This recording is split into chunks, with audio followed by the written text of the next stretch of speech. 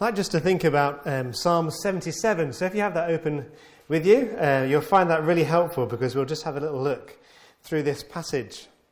And it's interesting because I come here and I recognise one or two faces, but on the whole, I don't know you. And I don't know the different situations that you're facing and the trials that you might be experiencing.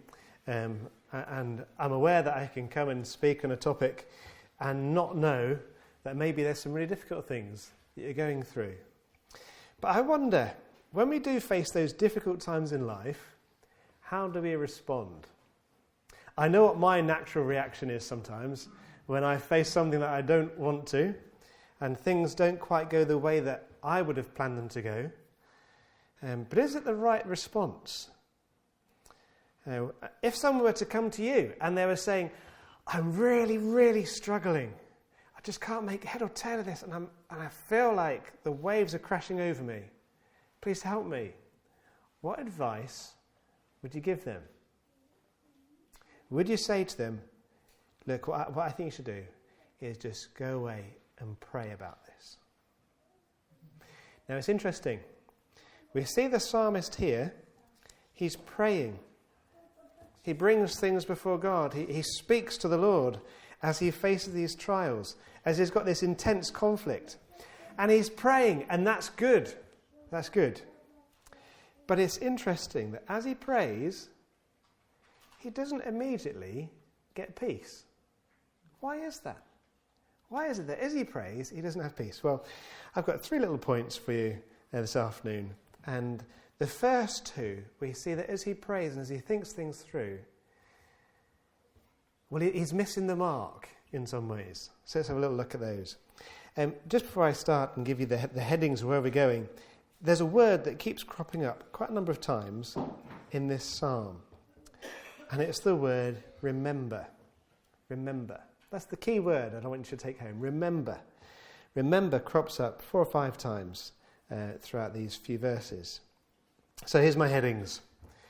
When you're all at sea, when you think you're in that storm and the waves are crashing round, when everything's just churning and it's uneasy and you're unsettled, when you're all at sea, remember.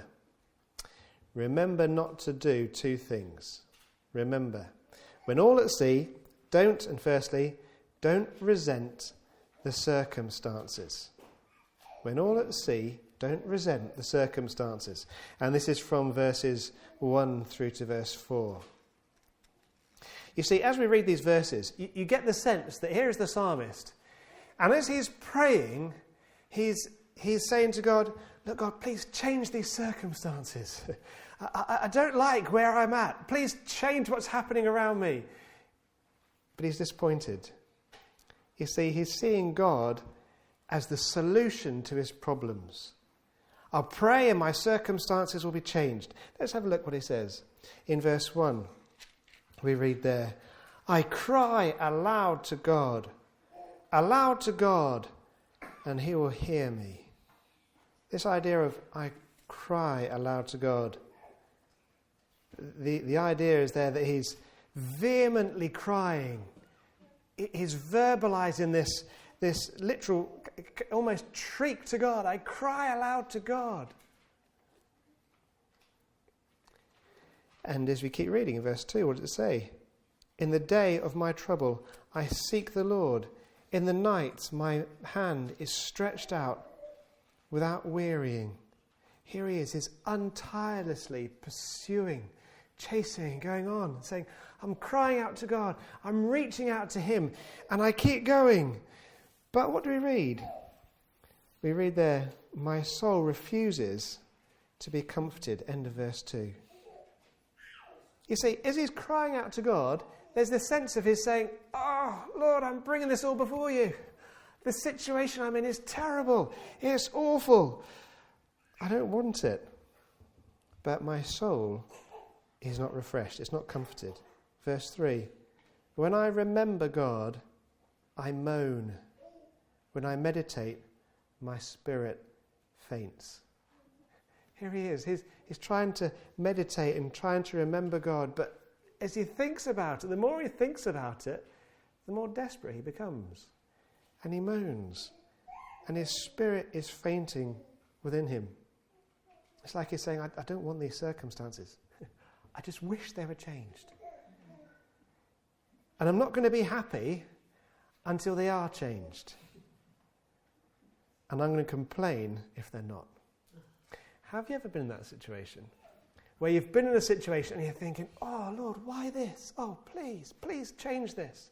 Please just alter this. Take me out of this situation or do something and change it all.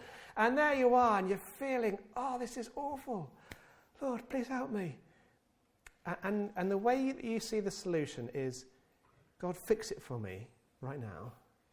Change it, take me out of it or move it or something so that my circumstances become different and then I'll be happy. But until those circumstances change, I'm not going to have any peace. I'm not going to have any rest. I'm going to keep moaning, my spirit fainting within me. You get this sense that he's just overwhelmed. It's just all too much. How can he carry on in this circumstance? Now, I'm sure maybe at various times in our lives we've all felt like that, haven't we? We just feel overwhelmed and it's just too much and I can't take any more and I feel like I'm going to snap. And we cry out to God. And he prays so much, he prays to the point of exhaustion. Look at verse 4. You hold my eyelids open. I am so troubled that I cannot speak. Here he is. It seems like now God is withholding sleep from him. And he's brought deeper into exhaustion. You see, he's praying, isn't he? But I think he's praying for the wrong thing. Praying for your circumstances to be changed isn't necessarily the answer. And so here is the psalmist saying, I'm so disappointed. My circumstances aren't what I wish they were. And when we're in this situation and we look at our own lives and our own situations and we say, oh, if only it was different. Oh, it'd be better if it was changed. What do we need to learn? Well, we need to learn to live in the circumstances, resting on the revealed truth of God. Rather than wishing we were outside of these circumstances, that the circumstances were different. We need to get to that point where we say, Lord, this is where you've placed me. It's maybe not what I'd have chosen, but you in your wisdom and in your love have allowed me to go through this, and so I trust you. So there he was. When you're all at sea, don't resent the circumstances. Second point. When you're all at sea, verses 5 to 9, don't hanker back for the past. Don't look back on the past. Because what happens here, you see that in these next few verses, 5 through to 9, that he remembers what used to be. He recollects things from the past, and then he looks back and he compares them to now, and he says, they're not what they used to be. It's not how it was in former times. The blessings that I had then and experienced and the joy, and that's back then, but now it's different. You see, as he's thinking back in his sleepless nights, he turns back to the past and he looks back to happy memories. What do we see in verse 5? I consider the days of old, the years long ago. I said, let me remember my song in the night. Let me meditate in my heart. Then my spirit made diligent search. You see, here he is, as he's lying there and he's sleepless. He's trying to think, oh, do you remember those happy times back then? And his mind goes back. The blessings that he'd had. But as he's thinking back, and as he's remembering those past times, what does it cause within him? He starts to ask questions. Are they the contented questions? Or are they restless questions? Look at end of verse 6. Then my spirit made diligent search. Verse 7. Will the Lord spurn forever and never again be favourable? Is he always going to be treating like this? Is he never going to be kind to me again? Verse 8. Has his steadfast love forever ceased? Are his promises at an end for all time? Has God forgotten to be gracious? Has he in anger shut up his compassion? As he lies there at night, not sleeping, as his soul is fainting within him, as everything around the storm is crashing in, and he looks back to the past, and what does it lead to? Is he questioning God's faithfulness? Questioning God's love? Questioning whether God will fulfill his promises? Questioning whether God is still gracious? Questioning whether God is still compassionate? And as he's making these questions, asking these questions, you sense that he's saying, no, I know the answer is no. I know that God's compassions haven't failed. I know that his steadfast love doesn't cease. I know that God is still favourable towards me, but you sense that he's wanting the answer to be, no, they haven't finished. God hasn't done with you. God hasn't forgotten you, but he hasn't quite got the peace to say, no, I'm trusting in this. Can't that be the case sometimes? That as we look at our situation and we look back at the past, and I think sometimes it's easier to look back at the past with selective eyesight. And we see the happy times. We see the nice times. And maybe the difficult times have faded somewhat. And the joys stay with us, but maybe the sorrows, we don't quite view them with the same pain that we once did when we were in them. And we look back and we say, oh, what about those blessings I had then? Why did I have that then and why not now?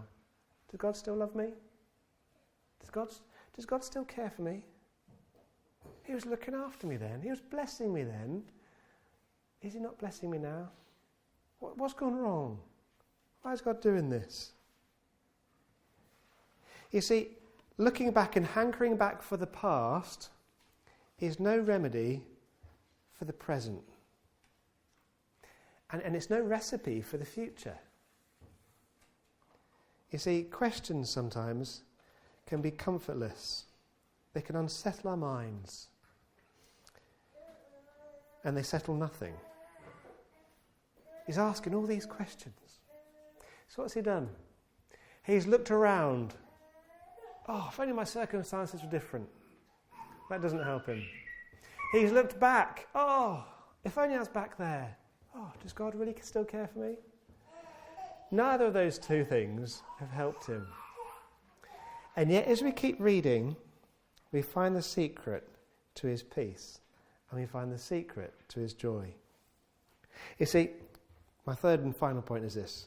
When all at sea, rest in the Lord. When you're in those troubled times, when the water's all unsteady, and it's just lurching constantly, the waves are crashing over, what should you do? Rest in the Lord. In these next few verses, verses 10 through to 20, you see how he looks here and he remembers the wonder of God. You see now how he just fixes his eyes on the Lord, how he thinks about the Lord. And as he remembers the Lord, he finds peace in his heart. He's remembering. Look what he says in verse 10. Then I said, I will appeal to this, to the years of the right hand of the Most High. I will remember the deeds of the Lord. Yes, I will remember your wonders of old. What's he doing now? He's lifting his eyes off his circumstances and off his past, and he's lifting them up to the Lord. And he's remembering the wonders of God. You can look through these verses. In verse 11 and 12, you see that he's wondering at God's past acts. Verse 13, he's remembering the surpassing greatness of God's holiness. Verse 14 and 15, he's remembering God's redemption. 16 to 18, he's remembering God's power. 19 and 20, He's remembering God's care. See, what's happened here? Who's the focus? Is the focus himself? No longer himself. His focus now becomes the Lord. His focus becomes God. Verse 11, I will remember the deeds of the Lord. Yes, I will remember your wonders of old. I will ponder on all your work and meditate on your mighty deeds. Earlier in verse 4, we read verse 3, when I remember God, I moan. When I meditate, my spirit faints. You hold my eyelids open, verse 4. I am so tired that I cannot speak. He gets to this stage previously that he just runs out of, what can I say? What can I do? And he's run out of words. He's in so much anguish. And yet here you sense there's a difference. There's a peace. There's a calm. What does it say? Verse 12.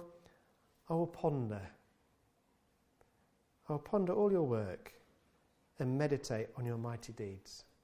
In the middle of this storm, as it's all raging around, what does he do? He quietens himself and thinks about the Lord. Pondering and meditating. And what does he remember? Well, verse 13, he says, your way, O God, is holy. Your way, O God, is holy. As he stops and thinks about God, he thinks, who is God? God is holy. If you turn back just to Psalm 73, and in that psalm, the psalmist there is looking around at other people about him, and they're wicked people. And his mind is troubled, and he's thinking, how can this be? These are wicked people, and they seem to be prospering. And here am I love the Lord, and life doesn't always seem to go my way. What's the point? Why do I do this when they're not following the Lord, and their life seems happy and fine? And for the first part of the psalm, that's what he's struggling with. And then it says this in verses 16 and 17. But when I thought how to understand this, it seemed too wearisome a task, until I went into the sanctuary of God. Then I discerned their end. The sanctuary of God. Think of the tabernacle or the temple. And then you go in, and then the most holy of holies bit, where the ark was, and the mercy seat. And what do we see there? We see God's holiness.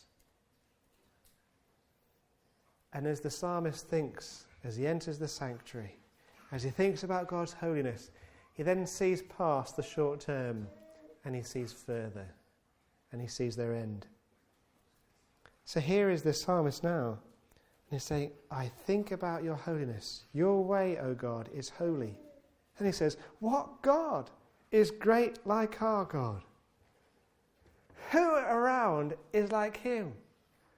What other God do people serve that is as great and as loving and as compassionate and as powerful as our God? Look at what he reminds himself of. What God is like our God? What God is like our God in redemption? Verses 14 and 15. You are the God who works wonders. You have made known your might among the peoples. With your arm, you with your arm redeemed your people, the children of Israel, the children of Jacob and Joseph. What God is like our God in redeeming people? There is no one. What God is like our God in power? Look at verses 16. When the waters saw you, O God, when the waters saw you, they were afraid. Indeed, the deep trembled. The clouds poured out water. The skies gave forth thunder. Your arrows flashed on every side. The crash of your thunder was in the whirlwind. Your lightnings lighted up the world. The earth trembled and shook. He's reminding himself, this is God. This is God who controls all of nature. This is God who has all these things in his hand. Who is powerful like our God? There's no one. His redemption, there's no one like God. His power, there's no one like God. Verses 19, your way was through the sea, your path through the great waters, yet your footprints were unseen. You led your people like a flock by the hand of Moses and Aaron. Who is like our God in his care for us? There's no one. It's interesting, as you look at these verses, you can see almost the psalmist looking back and looking at the deliverance out of Egypt. In verses 14 and 15, the idea he's redeemed his people. Thinking back to Egypt, he's brought them out. Then we read in verse 16, when the waters saw you, O God, the waters saw you, they were afraid, indeed they trembled, parting the Red Sea and they go through. Verses 17, 18, the storms, maybe the storms of Sinai he could have been thinking of. And then in verse 19, God leading them and guiding them through the paths of the great waters. God taking care of and leading his people through and nurturing them as a shepherd does. Look at verse 20. You led your people like a flock by the hand of Moses and Aaron. What God is like our God? What God cares so much? Look at God's power. You see God's deliverance there, but look at his power.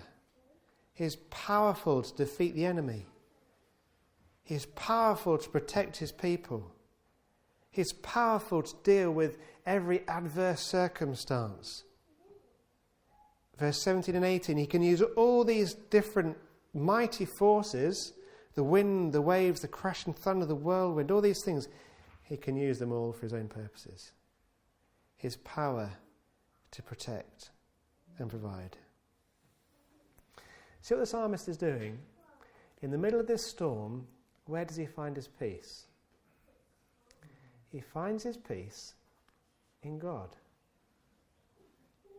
He doesn't find his peace in being taken out and the situation, the circumstances changing. He doesn't find his peace in just thinking about the good old days that isn't affecting anything now. He finds his peace in not looking around, not looking back, but looking up. He finds his peace in God. Look at verse 19.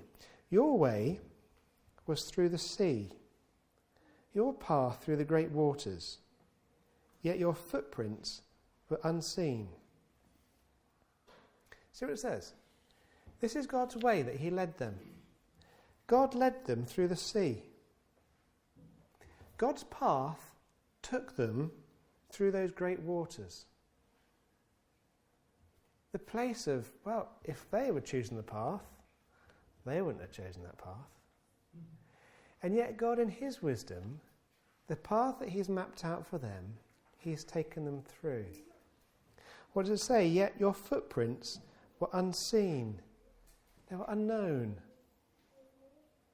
And maybe we feel like that when we're in a storm and we say, where is God's path? Where are his footsteps going through this difficult time? They're unknown to me. They're unseen. And yet what you can remember is this. This is God's path that he's taken you on. And when he brings you into that difficult time, what does he do? Does he abandon you? What does verse 20 say? Verse 20 says, you led your people like a flock by the hand of Moses and Aaron. Even in those difficult waters, the troubled sea, what was God doing? He was leading them like a shepherd and caring for them each step of the way. You see, God had appointed these as circumstances. And even when they were going through these circumstances, they couldn't see the path ahead necessarily. But God was with them. And here's the psalmist. It's like the light's suddenly been turned on. He says, I get it. I see. No matter what I'm going through, it's God who is faithful. It's God who is powerful. It's God who is caring. It's God who I can trust in and rely in. As you read through it seems like the psalm suddenly just stops. It doesn't seem like it's got to the end of the story. Your way was through the sea, your path through the great waters, yet your footsteps were unseen. You led your people like a flock by the hand of Moses and Aaron. And it stops. Why does it suddenly stop? Well, I think it could be that here is the psalmist. He's been troubled. He's been asking these questions. He's been at turmoil. And now he lifts up his eyes and he sees the Lord. He understands more about him. He ponders on him, meditates on him. And he says, yes, that's the answer. It's him. I need to rest in him. That's it. I put my life into his hands. I trust him. He's a loving, faithful, promise-keeping, powerful God. And so I don't need to pray that my circumstances will be changed. I don't need to pray that God would snatch me out of this and I'm going to be grumpy and miserable and sad unless they do change. Now, I'm not saying that we shouldn't pray about our circumstances, and maybe God's way would be to change them in some way. But it's that case of, I refuse to be contented till I'm out of this situation. So I'm just saying, no, I can trust you in this time. And he's not looking back fretful as he recounts God's goodness and how things used to be. But he's reminding himself of the works of God and of the God who has performed those works. And as he does that, he lifts up his eyes. He says, I can rest here. I can have peace. Isn't this a lovely psalm? I don't know what the situations are, as I said at the beginning. I don't know the situations you're in. Don't know if it's a difficult time or a hard time for you. We, some while ago, had two Christian husband and wife doctors. And they came and they did a talk on mental health. And they were speaking about it from a Christian's perspective. And one of the interesting things they said was that when you're doing okay with your mental health, something that you should do is seek to build up resilience. So when those tougher times come, you have more of a foundation to stand on. And I think that's fair to say here. You may be saying, I'm not in a difficult time at the moment. Well, now is a time to learn and understand and fill your mind and your soul with the goodness of God. To get a bigger understanding, a bigger view of who he is. And to grasp more of God's greatness. Think about how God has worked in your own life. Think about how God has worked through history. Think about how God is revealed in his word to us. Seek to understand him more. So when those difficult times do come, you have that foundation, that bedding, to then look and say to the Lord, I remind myself of who you are. You're the God who doesn't change. And if you are in those difficult times now, what should you do?